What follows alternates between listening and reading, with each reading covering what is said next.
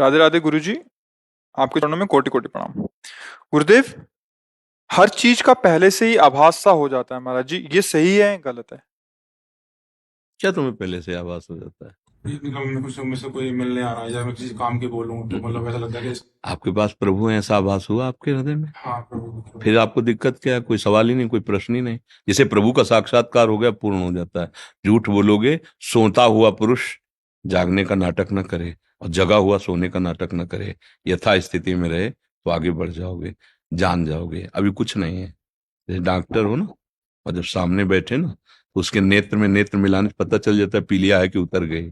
नाम जप करो, ये अधिकार है तुम्हारा। तुम जिस भावना की बात करो उसे प्राप्त कर लोगे, पर अभी नहीं है। उसको वास्तविक लाओ। बिल्कुल नहीं, शांत रहो। ये मन की जो वृत्तियां है ना, कभी सात्विक होती है, कभी राजसिक होती है, कभी ताक काम आता है आपके हृदय है। हमारे हमारी बात समझ रहे हो ना? देखो, हम तुम मित्र हैं, हम तुम एक घर के हैं। जब आप हमारे पास आए हो तो जितना हमारे को प्रभु ने दिया है भाव, हम आपको सुख पहुंचाएंगे, सच्चे मार्ग की बात करेंगे। भैया, जब भगवान का अनुभव हो जाएगा ना, तो जहां राम तहां काम नहीं, जहां काम नहीं राम। जब मैं था तब हरि नहीं, अब हरि हैं मैं नाई। बात समझ रहे हो ना? इसका मतलब है कि अभी मन हमको धोखे में डाल रहा है। अभी सच्चिदानंद का साक्षात्कार नहीं हुआ। फिर क्या जाना? जो जाना वो अपनी बुद्धि के विषय को जाना, वो कोई खास बात नहीं है। नहीं, हाँ, इसका त्याग किया जाता है। जब शुरुआत में साधन होता ना, वैसे दृष्टि पड़ते ही तुम्हारे मन में क्या चल रहा है, ये बहुत छोटी बातें होती हैं। प्रभु के मन में क्या चल रहा है, ये बात जानना है। मन मन की रुचि जानी नेह विधिया, मेरे आराध्य देव की इच्छा क्या है, सीधे जगत मंगल स्वरूप भगवान के चिंतन में। फिर इसके लिए सब छोड़ना पड़ता है। ये छोटी मोटी बातें हैं, इनको छोड़ो। नाम जप करो, अच्छे पवित्र आचरण करो, जो भी विषय भोगो वो धर्म युक्त भोगो, अधर्म आचरण मत करो। इसी से आगे बढ़ जाओगे, जहां पहुंचना है वो ठिकाना मिल जाएगा। जैसे हम पीतल को सोना मान ले तो बात तो बिगड़ गई ना। जब हम जौहरी के पास जाएंगे तो हम तो सोने की कीमत मांगेंगे, लेकिन वो कहेगा कि 2 कौड़ी का पीतल लेके आओ, बात सोने की कर रहे हो। ऐसे सूर्य का मतलब है अंधकार नहीं हो सकता। जितने दोष हैं सब अंधकार है, अज्ञान में है। इसका मतलब है कि अभी जो हमें वास्तविक बोध होना चाहिए वो नहीं है।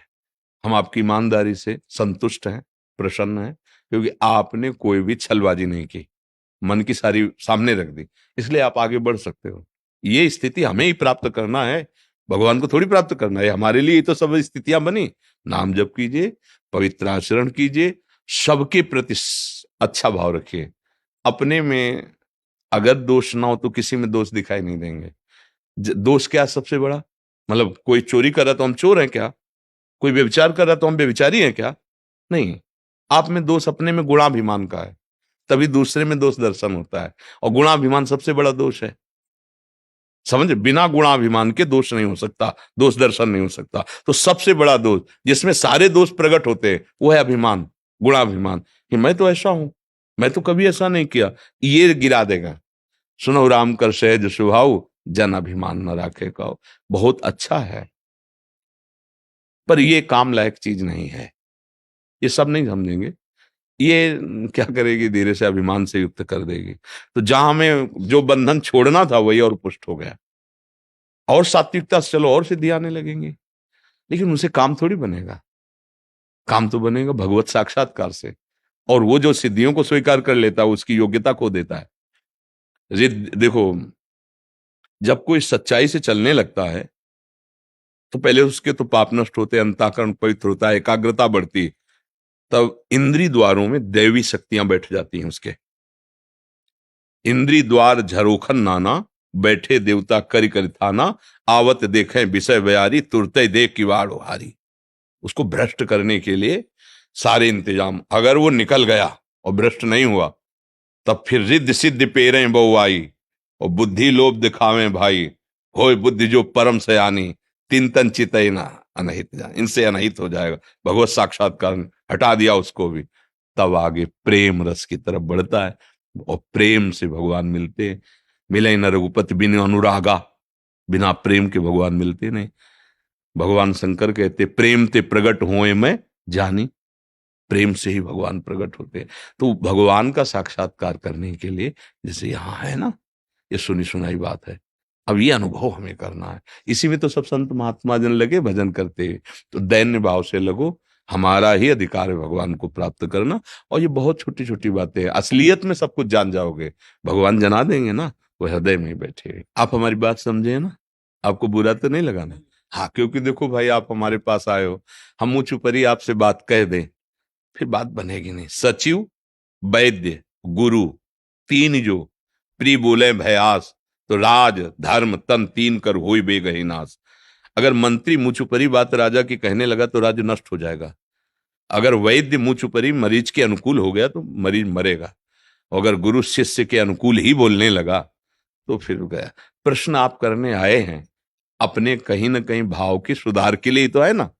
तो उसमें जो हमारा काम क्या है कि जैसे आप 80% ठीक हो गए तो हम बड़ाई नहीं करेंगे, हम 20% कमी तुम्हारे सामने रखेंगे। संसार में क्या है कि जैसे 80% कमी है तो 20% गुण दिखाता है और कहता है तुम काहे परेशान हो यार, इतना तो वो लोग नहीं करते कोई जितना तुम कर रहे हो। अपने लोग क्या करेंगे, 80% एकदम ढक देंगे, तुम्हारे सामने ही तुम्हारे वो गुण आने नहीं देंगे, और 20% दोष प्रकाशित। क्या तुम अभी देखो ना, ये 20 है, इनको मिटाओ, और जो 100% हो जाओगे तो आम खत्म हो जाएगा। फिर जो वस्तु आएगी उसमें अहंकार होता नहीं, और जब तक वस्तु नहीं आती तब तक अहंकार रहता है। अहंकार रहता है तब तक सारे दोष आ सकते हैं ना होने पर भी, क्योंकि वो दोषों का रास्ता है। इसलिए जो भगवत मार्ग के पथिक होते सूक्ष्म दृष्टि अहंकार पर रखते हैं और काटते रहते हैं। क्या इतने में क्या, अरे भाई 10 घंटे भजन कर लिए तो क्या, अभी तो 14 घंटे और हैं। 24 घंटे भजन, 24 घंटे भजन करने लगोगे तब प्रश्न ही नहीं रह जाएगा, कोई अहम ही नहीं रह जाएगा। पर जो अपने बच्चे को, अपने शिष्य को या अपनी आत्मस्वरूप मित्र को जब महान बनाना है तो उसके गुणों को सामने नहीं रखना, उसके दोषों को रखना है। वो कमजोरी जो उसमें, वो अगर सामने आ गई और वो छोड़ दिया तो वास्तविक वो बलवान बन जाएगा।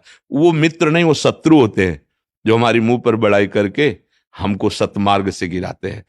और सतमार्ग में चल रहे हो, अच्छे आचरण कर रहे हो, फिर भी उसकी कड़ी नजर है, ए कुछ नहीं है, आगे बढ़, अभी इतना ही थोड़ी है।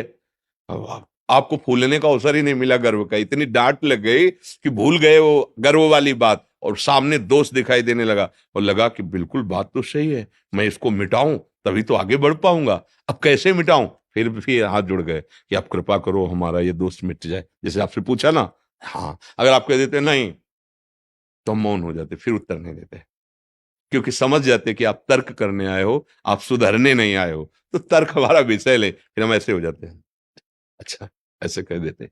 क्योंकि आप अगर सुधरने की बात की तो आपने कहा हाँ ये दोष है, बस हमारी बात बन गई, अब इसको मिटाओ, क्योंकि यही भगवान की प्राप्ति में सबसे बड़ा बाधक। इसी से क्रोध और लोभ आदि का प्रादुर्भाव होता है। कामा संजायते क्रोधा, काम की पूर्ति में लोभ मोह मद मत्सर आदि। बहुत अच्छे हो, आनंद पूर्वक आगे बढ़ो, क्योंकि ये कोई स्थिति नहीं है। अभी आगे जो परमानंद की स्थिति है वो बहुत दूर है। षड विकार जित अनघा कामा, ये आगे बढ़ना, चलो।